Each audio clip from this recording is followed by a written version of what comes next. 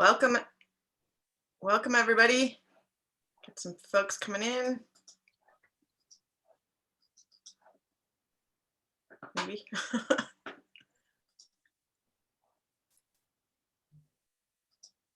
So looks like we've got 15 people in here. It's a problem when you're in presenter view, you can't. Oh, we've still got more joining. All right, welcome Dave, welcome Emily, Soma, Charlie, Norman. Good to see you all.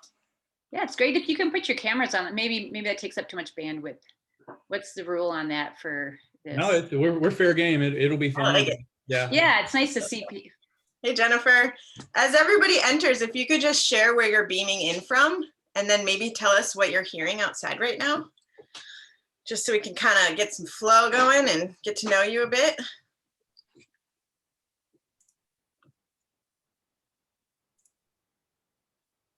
Yay, Selma, it's good to see you again. Welcome. Let's see, where's Welcome, Jamila. Hi. Chicago. Hi. Wisconsin, from Wisconsin. Hey, Emily. 2 from Wisconsin. Norman, Jennifer, good to see you.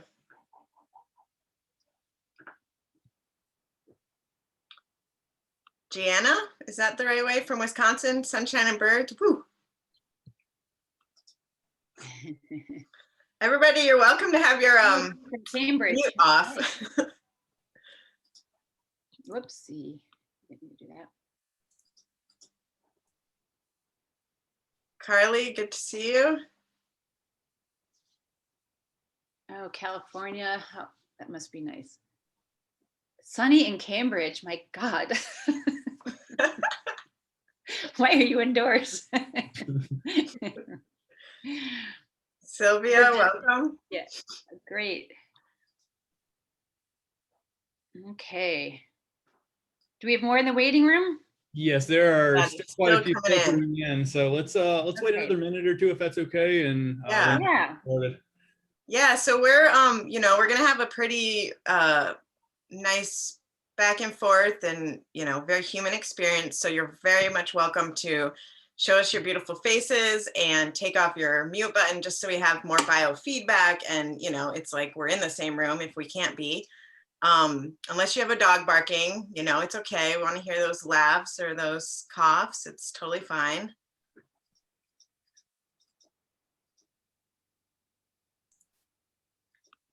Welcome, Jennifer. Juan, as everybody comes in, just go ahead and share where it is that you're beaming in from and what you hear outside right now. I'm hearing rain, Pacific Northwest.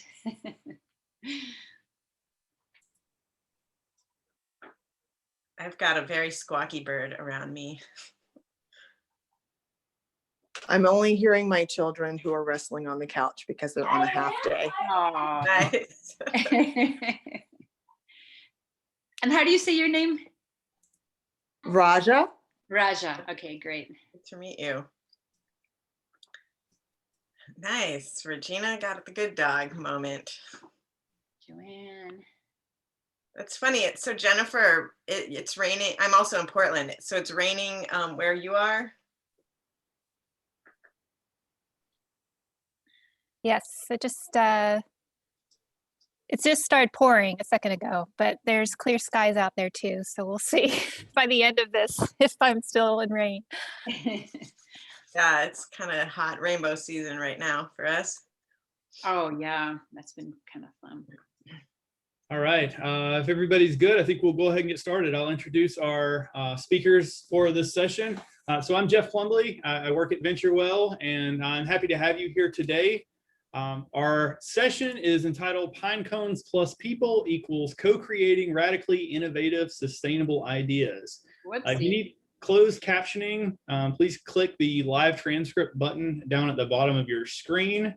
And I'm not going to steal their thunder. I'm going to let Steph and Denise introduce themselves and tell you more about the session. So I'm going to turn it over to them. Thanks. Great. Thank you, Jeff. And you guys see my full screen? I just did a little mess up. Yep, we're good.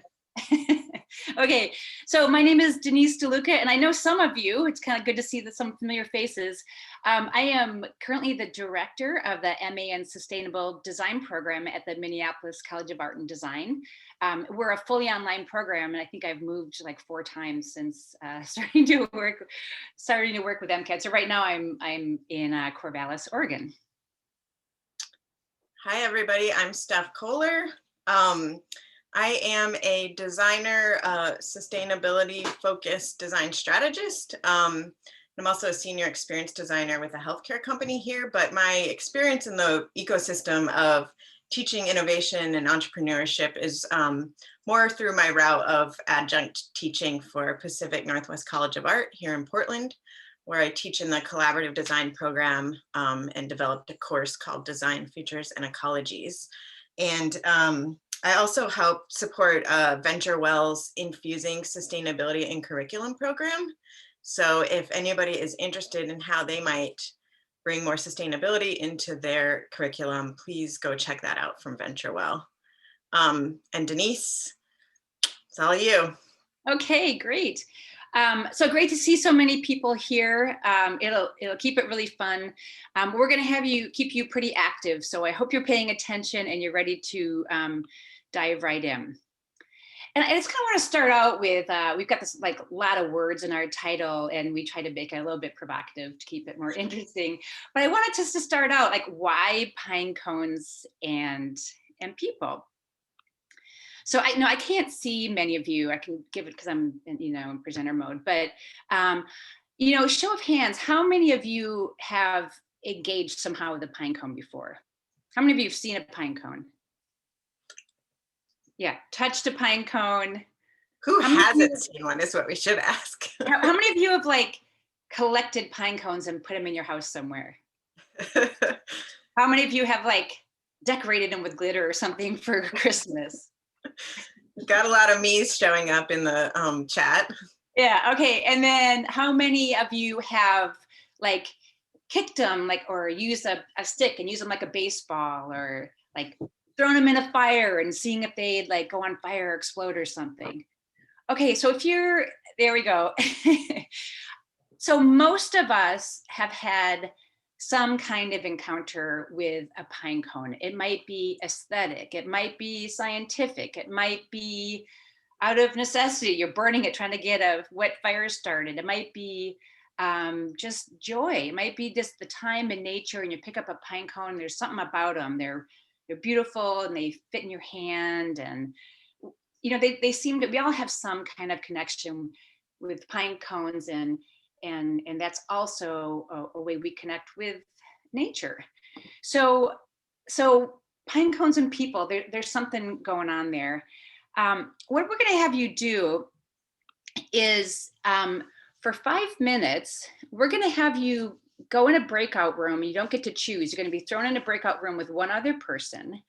And in that breakout room, we want you to say, hi to the other person, and then tell a little story, little tiny personal story that has to do with you and a pine cone, or simply recall like the last time that you actually had some kind of engagement with a pine cone. It could have been this morning.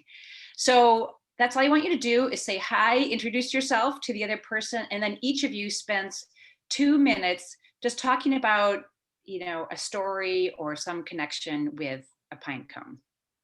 Okay. And if we have an odd number of people, Steph will join one of you. So you'll be in there for a total of 5 minutes. After 4 minutes, you're going to get a 1 minute warning. And then we're going to throw you back into this big room so you don't have to worry about keeping track of time. Okay, go enjoy. This is my pine cone activity.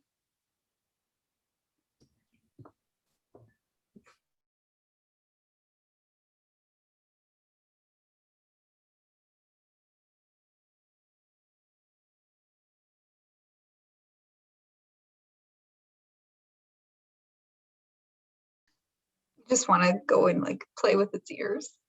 Oh, yeah. All right, so everybody should be back in our main room now. Great.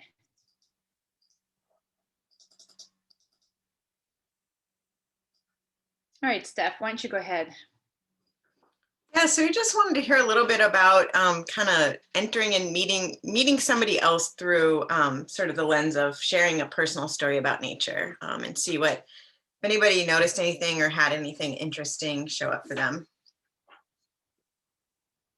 And you can unmute. Please unmute. We need to be people here in this weird, awkward time. I might pick I'll Cindy. unmute. Hi, I'm Raja. Hi, Raja. From Drexel in Philadelphia. Sorry, as a professor who's always begging my students to unmute, I'm just, no matter where I am, I'm like, up here I am, I'm here. So I enjoyed meeting Soma. We talked about a range of things, including the pine cones. So she told stories about sort of collecting them when she grew up in India, and I talked about collecting them in South Georgia, but then really reminded me about how many times I've encountered pine cones around the country and really around the world, and how different they all are. So I think I really liked talking to her because it reminded me about not just like my one singular childhood experience of like playing with the I don't even know what they're called, the little points and pulling the seeds out, but kind of like how I sort of discovered the diversity in nature. So, and so excited to know that they're like in almost every continent. Yeah, So I think they're in every continent except our North and South Pole, right? Great, thanks for sharing. Cindy, Cooper? Hi. Well, hey, yeah, I really enjoyed talking to Karuba about pine cones, and really wouldn't do it justice to explain. She's done research on pine cones and pine needles that Really we should hear more about. And she, but she pointed out something as we were talking about this that was really, I hadn't thought about it this way, but that in nature there's no waste. You know, that is something that humans have prescribed, people prescribe to what we see, but to really think about nature and what maybe we ascribe these characteristics of waste to being a fallacy. And so if you flip that around, well, what does that mean? So really provocative and interesting way to think about it. I really enjoyed talking to her. And let me fess up that I know I use the term pine cone improperly. So it's a living term. I've been called out by biologists on that. So who's doing pinecone research? It was pine needles. Oh, nice. Yeah, hi, Karuba here. Oh, I apologize, Karuba. It was fun to. It's a cone, not a pine cone, but I know that. Great. Anybody else brave enough to share? I met Karen with, I think, University in San Diego, and her experience actually was not with the touch of it, because I had just assumed everyone would touch it and decorate it or something. Hers was with the sound. It didn't register with her where she was living that every time she heard like these little cracks, that it was the pine cones actually falling to the ground. So I thought that was interesting that she had a different sense of experience with the pine cone. And then we kind of just talked a little bit about reminiscing of how with kids, everything is new and everything's impressionable, and things become less impressive as we get older. So it's always nice to go back and think about, oh, you know, we thought pine cones were super cool and they were shaped really awesome. So just having that new, fresh look on things. Nice. Thank you for sharing that, Regina. I love that, the idea of like attuning to the sound of a pine cone. And a fun fact, all the pine cones that you see or hear drop on the ground are all female pine cones. And they're all at least a year old before they drop to the ground. The male pine cones are like the ones that throw out all that yellow dust at a certain time of year. So those are trying to pollinate the female pine great cones. source of nitrogen. Yeah. So you guys, thank you so much for doing that and for sharing, and kind of getting back to the question, why pine cones and people, is that when we want to be co-creative, we need to have that co-part. We need to be able to be with each other and as full human beings. When you tap into a person, not just by their job title, but by hearing stories about them, what they what they love aesthetically, or what their childhood stories are, how they engage with the outdoors, and especially on a common bond around nature, and a pine cone being like a portal to all of nature. It's if you want to be co-creative on anything, it's a wonderful way to start. And so I hope you steal this activity. I'm sure I stole it from someone. We just call it, "This is my pine cone." So if you want to start a conversation and create conditions conducive to co-creativity, it's a wonderful thing to talk about, a share, some kind of a natural experience. So I appreciate you guys jumping right in on that. So kind of moving on with kind of our series of questions.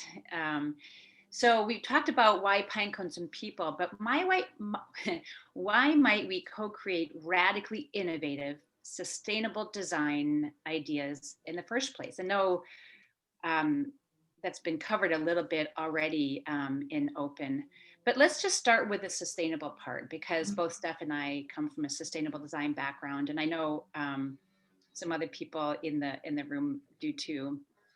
So some of you may know this, but if you're an inventor, if you're an innovator, if you're a designer, if you're an engineer, you have certain assumptions about the way the world works.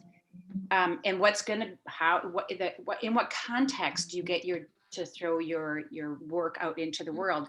And one set of assumptions is that whatever you design, someone out there is going to take from the earth, maybe leaving big gouging holes in the earth if your product is made of metal or plastic.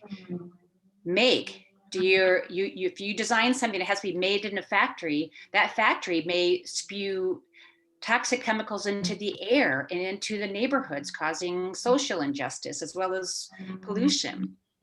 When we design things, do we think about what happens at end of life or when it's broken? If we don't think about it, you can be almost certain that most of the things that we design turn into waste. So it's called take, make, and waste, if you're not familiar with that phrase. And we don't always think about that or have the luxury of thinking about it as designers, engineers, innovators, inventors, but we want you to think about that. And when we make, we use something called heat, beat, and treat. So often we have to heat things to, okay, I'll be non-technical, a kabillion degrees to melt it in order to achieve the design properties that we want. We have to add mechanical energy. We have to add chemistry to it, and sometimes toxic chemistry, in order to achieve the design parameters that we want. And when we're successful, we end up with something like this. Oh, we've designed all these cool things, but in the collective, we're living in this noisy, smelly, very unfriendly, unwelcoming world. And it's not just the world that we live in. If we require resources that are outside of the capacity of where we are, we go somewhere else to get them, causing things like wars and refugee crises. And even when we're super successful, we're raising children to be consumers and to prefer to play by themselves with a machine than play outside with each other. So why sustainable design? We've created this mess in more than just ocean plastic. It's all kinds of different messes, and we need to have ways to get ourselves out of this mess. So why radically innovative? We've been talking about, VentureWell is all about innovation, but why radically innovative?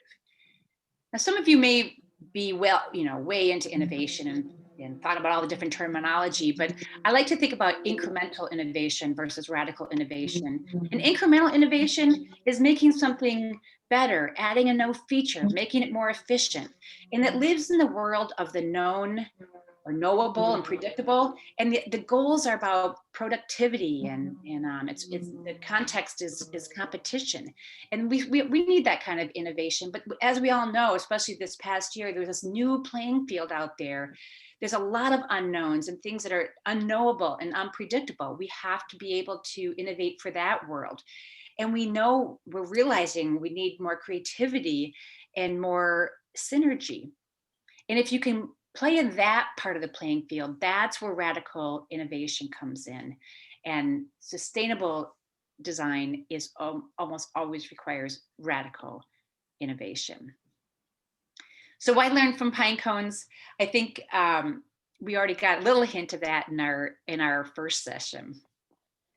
Yeah, so kind of, when we're talking about innovation, we often talk about what frameworks help us come up with innovative ideas, right? And one of those frameworks or methodologies is that of human-centered design. So being skilled at human-centered design is being skilled at looking, right, observing that human experience, analyzing the challenges and opportunities through understanding, and then making future possibilities. So we are kind of posing, next slide, please, Denise.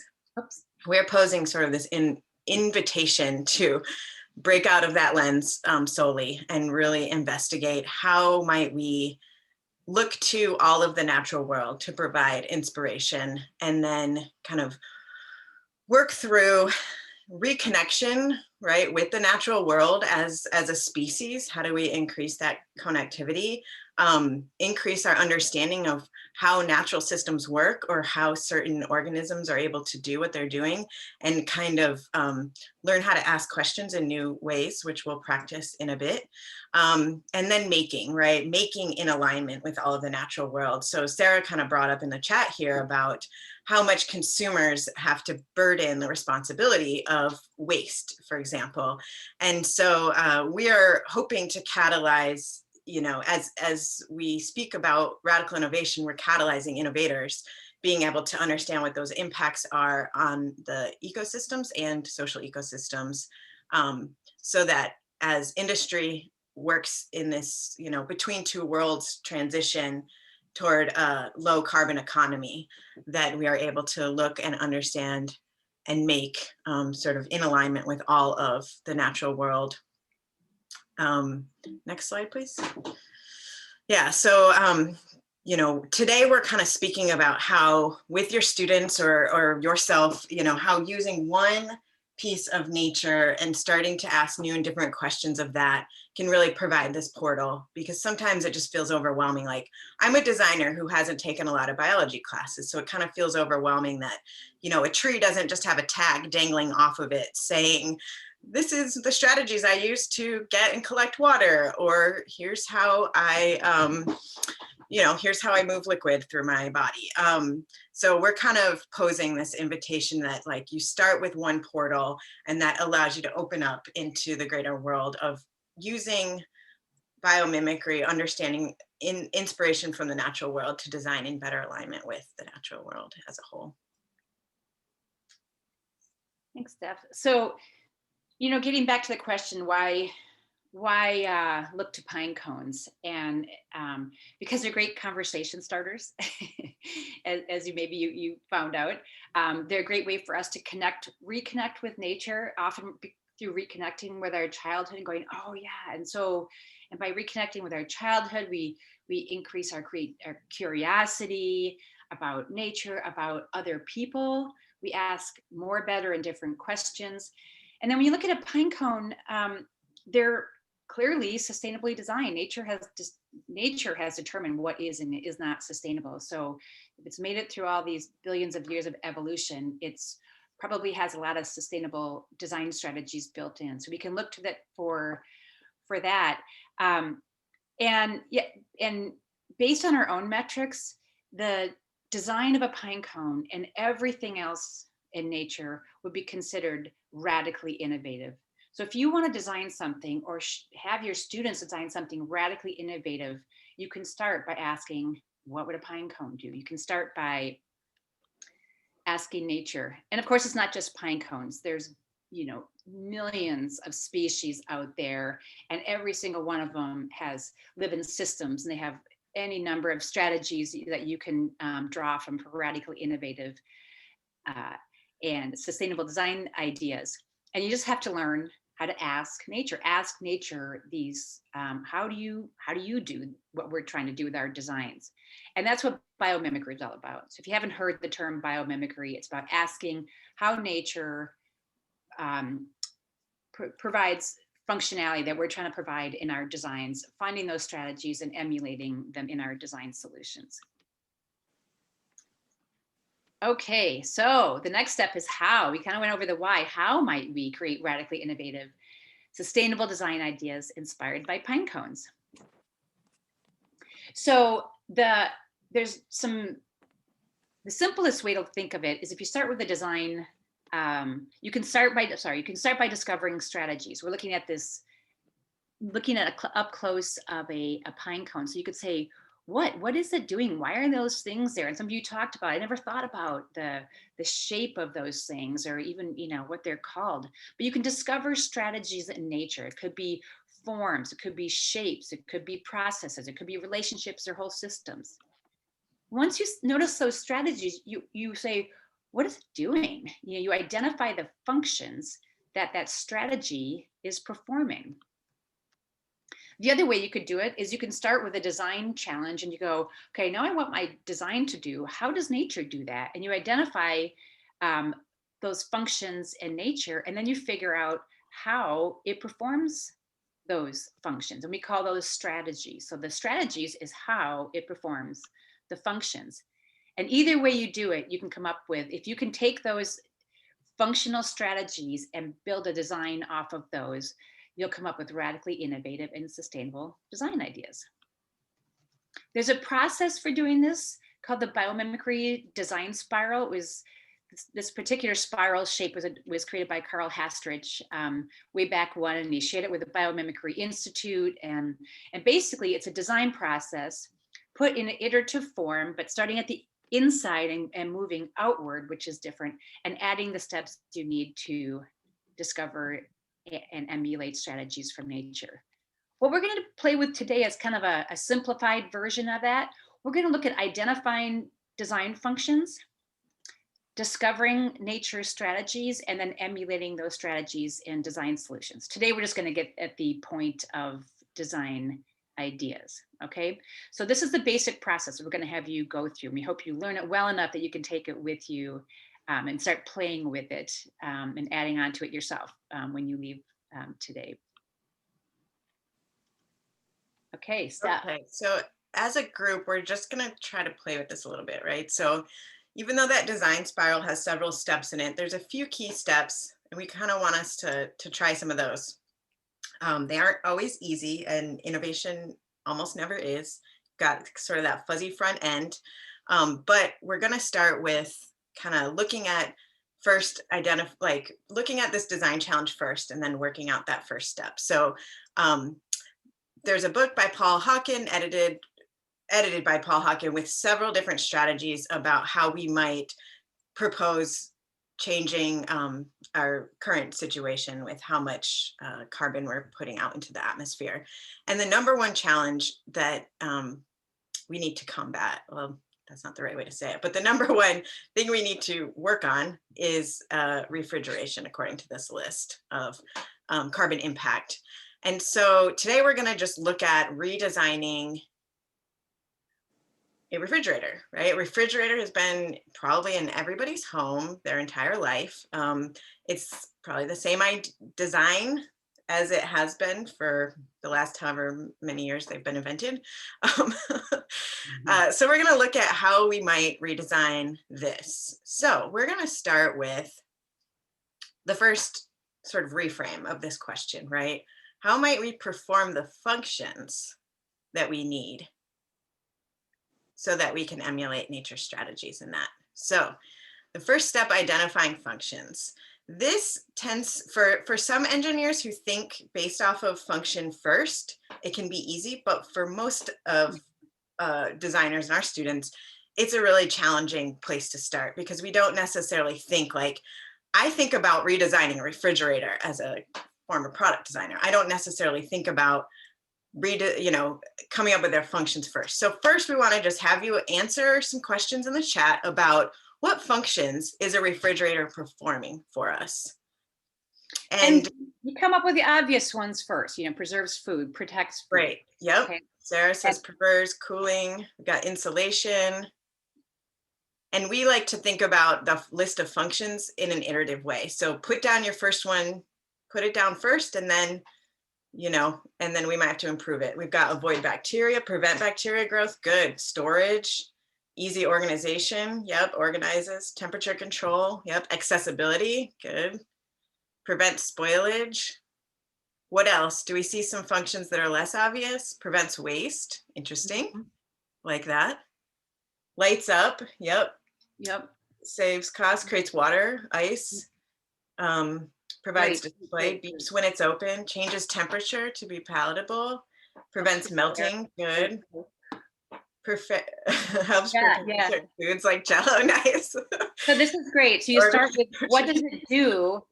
What else does it do? And sometimes, like, okay, it's where you put your kids' artwork, and that's maybe not insignificant. Maybe Right, yep. medical use. Great, yeah. Cool. Provides food we couldn't otherwise have, absolutely, right? Great thinking, okay. Magnetic, yep. Great. So here's sorry, I changed the slide stuff. Yeah, go for it. Oh, I'm just excited watching all the chat. This is great. I love you guys participating. So if you keep going and going, you can say the same thing in different ways too. So there's preserve food, protect food, keep cold, heat up, direct water, manage which my fridge is not doing very well. Manage condensation, modulate temperature. And you guys have big things, little things, like you can put them in, you can be specific. Yeah. And then you can start thinking, what else does it do? What else does it do? And if you're on the mechanical engineer side of things, you might have a whole slew of other, functions that you're thinking of. So this is kind of where, it's not necessarily the most natural way to ask the question of starting with that function first, but by reframing that question into its function, all of a sudden, we're not just limited to the square box of our refrigerator, right? Now we can say, okay, how does nature protect? How does nature move water? How does nature keep cold or heat up? And so now you can go to different tools. We're going to provide a few biological organisms as examples to work through this challenge. There's also a tool. Are you pausing me, Denise? No, I said just one. Okay, just one. There's also a tool that a lot of input has been done over the last 20 years to create a database, a taxonomy of nature solutions, and then adapted to how we might use those for design. And that tool is asknature.org. So please, we invite you to go there. That's where we have our students kind of work on this first layer of like understanding how to look at nature in this new way. And then you can dig into research papers, and then you can go talk to biologists, right? But this is a great first step to start with asking nature about a certain function, and then looking at what strategies does it pop out, and then letting that be a portal to thinking, about several new other strategies or other functions. So we're going to start with one simple one. So you guys had all these different functions, and one is storage. And so one thing we might want to do in a refrigerator is to optimize storage space. People always redesigning fridges for that purpose. And guess what we're going to ask? We'll look at a pine cone. And so we have the function of optimizing storage space. It's like, well, how does a pine cone optimize storage space? So the functions optimize storage space. One strategy, and there may be many, but we're going to pick out one that the pine cone uses, is it optimizes packing using the Fibonacci sequence. If you notice that characteristic shape, it's got spirals going one way and spirals going the other to form that shape you see here. You see it in sunflowers, you see it in many different places in nature. So pine cones optimize storage space or packing by using the Fibonacci sequence. So now what we want you guys to do is, given that one function and that one strategy, start to develop radically innovative and sustainable design ideas.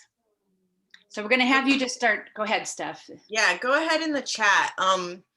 Your invitation is to think of things that are wildly creative. Don't worry about the limits of money or time or access to resources. Or like engineering.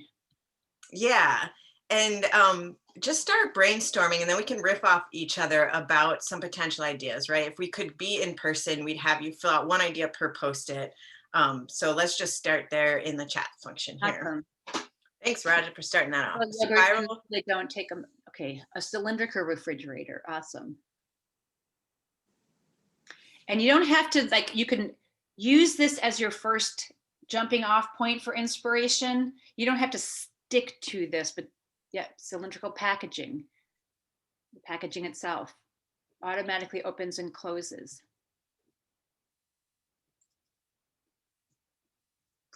Lazy Susan in the fridge. Yeah, I like that. It's its temperature.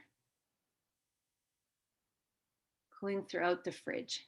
Yeah, so you can imagine that spiral being useful for other things. Different products designed to work together in the fridge instead of in the back. Great. So if you had, now I'm seeing like if the thing was cylindrical and you had that, and it would enhance perhaps airflow through it. Liquids Packaging in bags for liquids. Yeah, and I love that this is sparking the idea, okay, if the fridge is this way, maybe the packaging could be this way, and so you're designing as a system. Right. I don't have the thumb strength to type this fast, but one of the ideas I had was if it was like a front loader, so that the actual organization was, instead of being horizontal, was like vertical with like slots that were kind of like at Fibonacci proportions. So the bigger things are on the outside, but the little things are slotted into the inside. Nice. So the face of it just looks completely different as compartments. Right. I wonder if too, then it could be like daily rations. Okay. So you get the idea that just by taking one function and one strategy, it's opening up really creative solutions that we just said redesign this fridge for sustainability, you probably wouldn't have come up with. So there's another little tool we want to share, and I know some of you know this tool. It's called Yes And. It's from applied improvisational theater and was developed for one purpose, and people have repurposed it for many things. And when I think it's a really great activity, and I started to think about, actually, this is what nature does. Nature has a yes and approach. So whatever's there, it says, oh, I'm not going to work really hard to find something. I'm just going to say what's here and build off of it. Yes, there's a tree stump, and I'll grow from that, whether you're a moss or a lichen or a mushroom.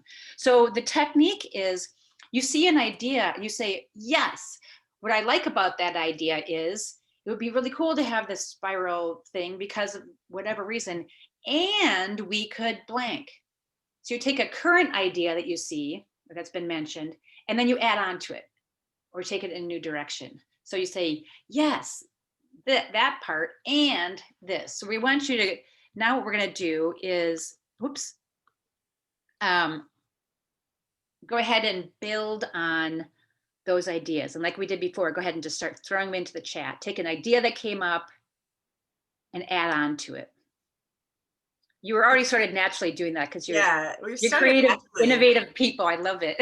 But one interesting thing about this is, because we've adapted it to be used during brainstorming, is that this starts to help us arrive at more of the co-creation piece, right? So that the new idea is added to the old idea, is added to the next idea. And then now we have something that's closer to group authorship, where no one person can be distinguished from the final idea being sort of larger than any individual's idea.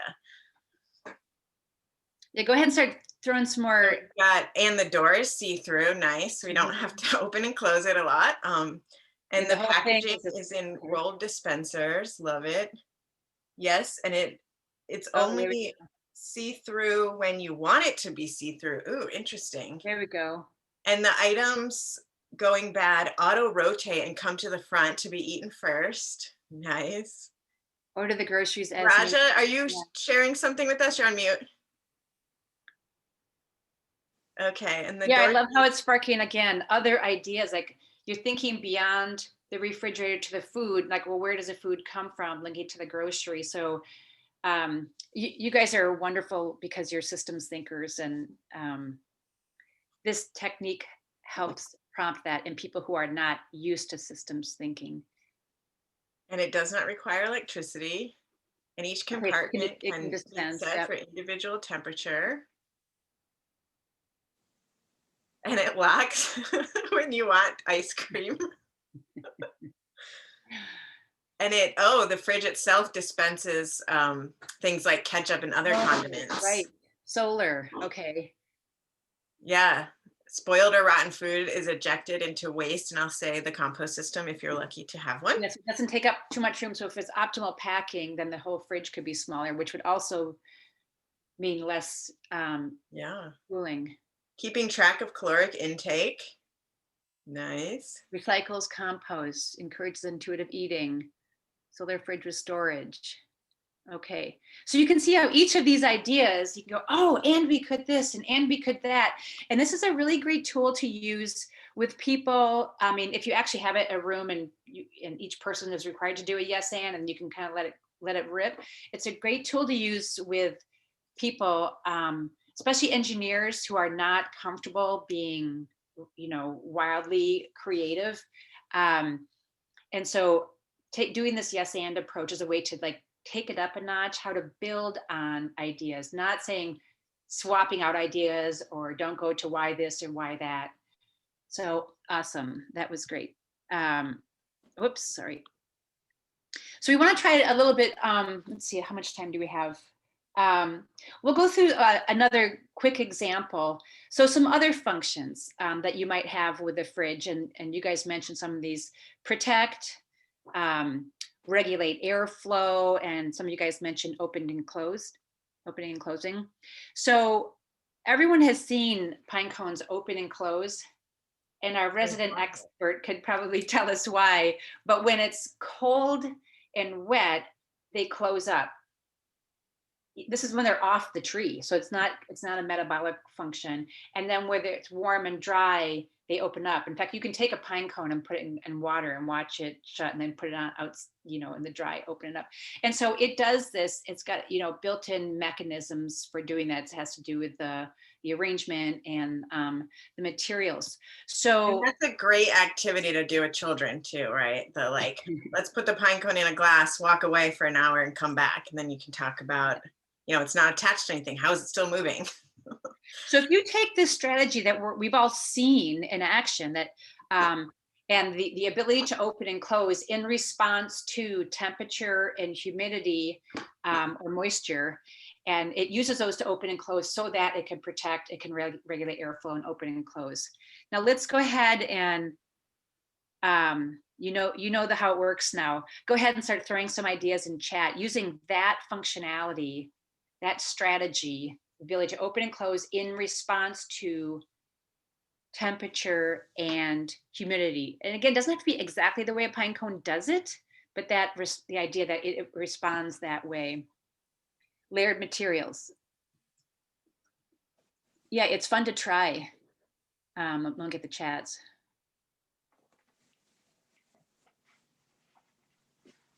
Okay, that's interesting. The layer in the Lazy Susan opens and closes, minimizes ethylene airflow from fruits and vegetables to, yeah. Nice, yeah. Either prevent from or encourage ripening. Cindy, I think you've nailed leverage the weather. Again, you're being systems thinking, leveraging what's locally available. Yeah, they can respond differently, different cells in order to reduce energy use, and again, leverage what's already out there. Doesn't that seem crazy to a refrigerator using energy in Minnesota in the winter? But yeah, someone shared earlier that their father was super taken back by people putting refrigerators in their kitchens. How it might grow herbs. Okay, yeah, some can be more insulated than others. And you could imagine leveraging that spiral shape. It was smaller at the top and wider at the bottom. Okay, so we're gonna let you rip for just a little bit more, kind of using the yes and.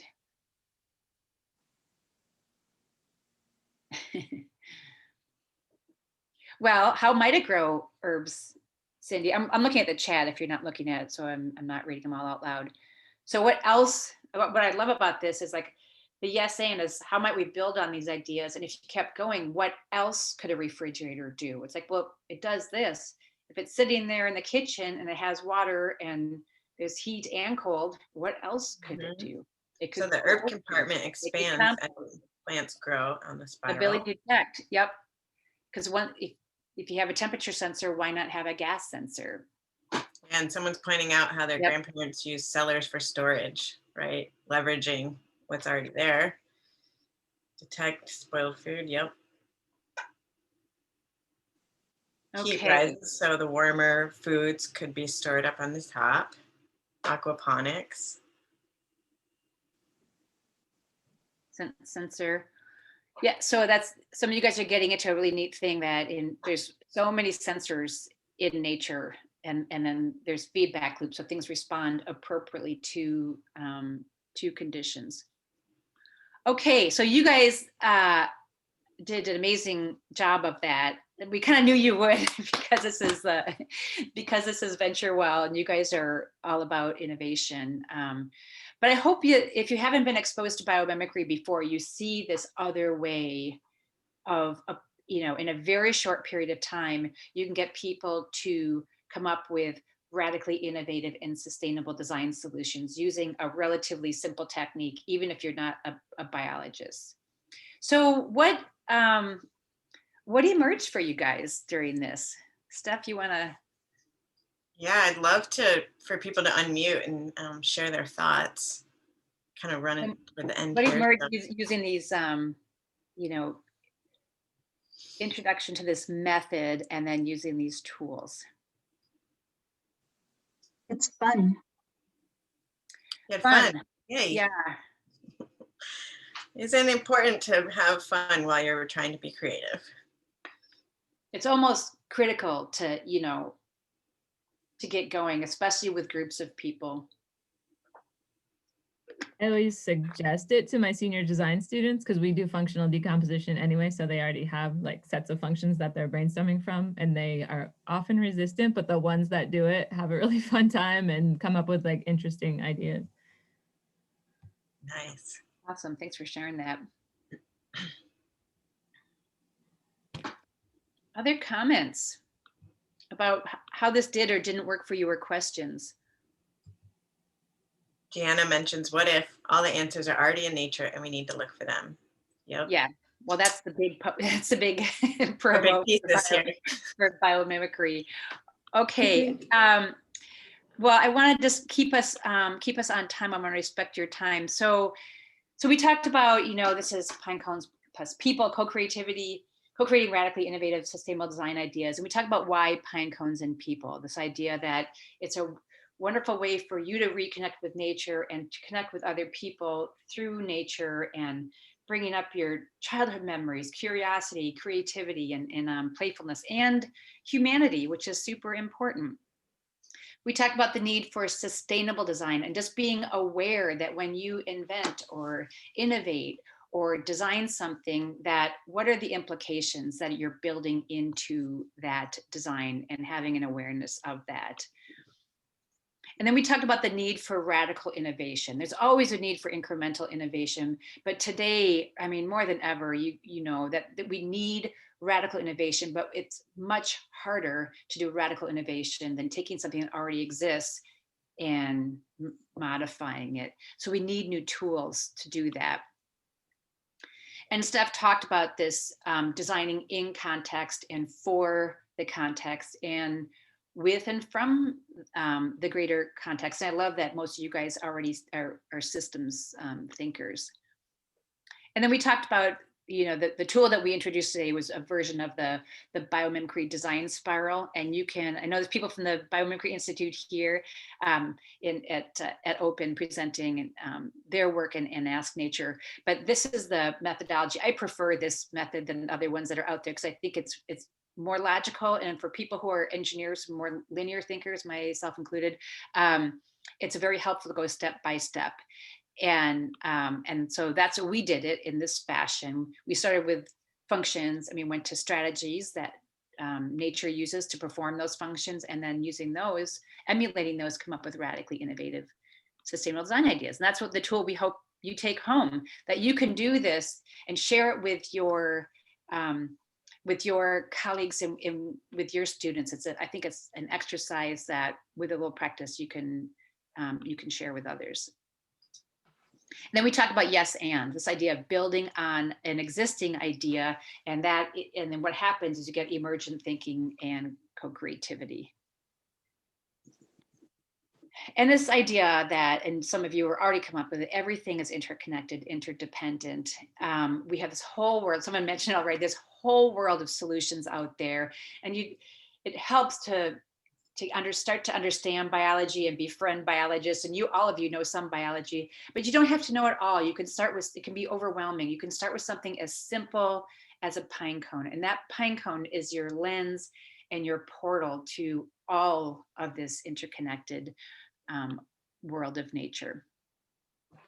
And I hope after you leave this, our quick 1 hour session, that you're gonna leave here with a new innovation partner in the form of a pine cone.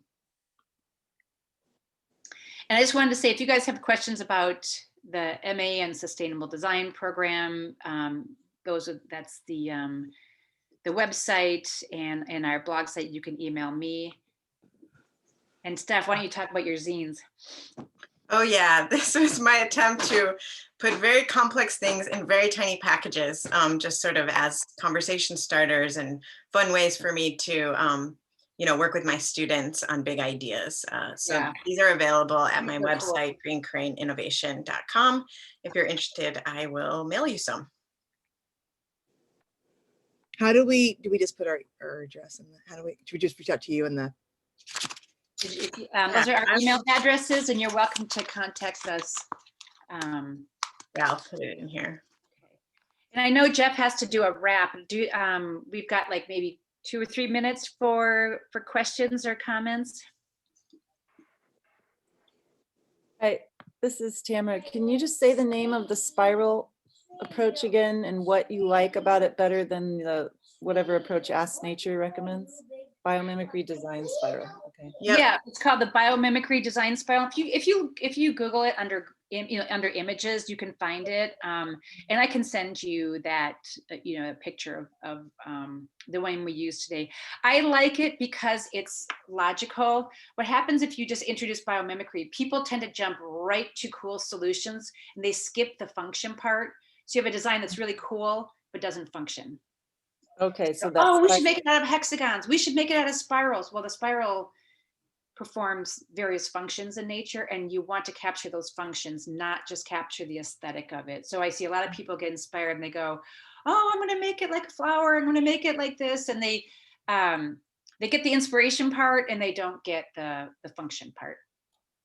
That makes a lot of sense. Thanks. Yeah. And Tamara, there are elements in both, obviously, and the spiral, we end it with emulate life's principles. So it kind of pulls you into that whole other ecosystem of life's principles. So it's got both sort of the mentor and the measurement piece there. All right, Jeff. Have you published about that already? Have you written about that somewhere? About life's principles, or no, about the spiral? We have it on the BCI website, Denise. I'll put that in the link. Okay. All right. Sorry to cut you guys off, but I do want to give you guys the opportunity to continue the conversation. So that's one of the things I want to talk about really briefly is when you exit out of this, it should take you back to the Whova main screen. And so feel free to jump in there and to the Q&A for this session. You can throw more questions on there, keep the chat going as long as you want, throw your contact info on there, however you'd like to connect from there. You can also go to the attendees section there and find the individual people you're looking for and send them messages that way. Also, while you're back at that main Whova session, if you don't mind rating this session, it's 3 quick multiple choice questions, shouldn't take you more than a minute, but that helps us figure out what programming is working, what doesn't work, and helps us move forward with future open programs. And of course, we need to thank our sponsors because without them, none of this would be able to happen. So we've got our presenting sponsor, the Lemelson Foundation, who's been supporting VentureWell and Open for 25 years now. We've got our premier sponsor, the Impact Center at the University of Pittsburgh, Department of Rehabilitation and Technology.